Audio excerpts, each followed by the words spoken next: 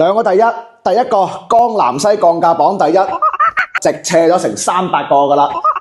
第二個第一，江南西總價榜第一，因為今日呢間嘅話咧係1480萬嘅3梯2戶嘅一個設計嚟嘅，而且嚟講咁大入戶花園都係全贈送噶啦。入正面積咧就243方，喺可客錦苑嚟講嘅話咧，佢嘅居住性咧係相當之理想嘅，因為所有戶型嚟講嘅話咧都係157方到呢個243方嘅一個4房到5房。你睇下成10米長嘅大陽台，越秀嘅話咧成10年前已經係咁樣設計噶啦。咁可想而知嘅話咧，住喺呢度嘅人嘅舒適性嘅話有幾咁理想啦。呢邊嘅話咧其實係一個套房嚟嘅，呢邊嘅話咧係一個衣帽間，再加個衛生間嘅設計啦。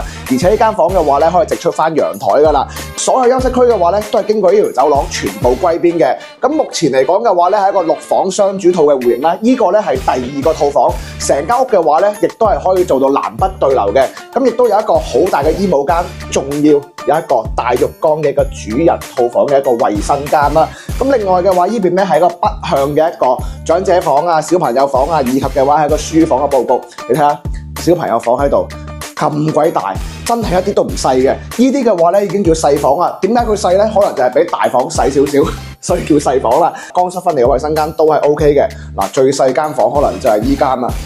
但係一啲都唔叫做細咯，而且嚟講咧，因為成個小區咧只有2棟樓，所以嚟講咧，無論你係南邊定北邊嚟講咧，都係無遮擋嘅。呢邊咧係一個北向嘅一個餐廳位置，所以咧成間屋咧係可以做到南北對流嘅。咁功能區嘅話咧，呢度就唔係主人嘅天堂啦，呢度嘅話咧係繽紛嘅天堂，因為由呢一忽開始直接過到嚟呢度都係繽紛用嘅啫，包括呢條工人梯啊，呢度嘅話平時都係外賣為主嘅。咁啊呢度嘅話繽紛房啦，係嘛？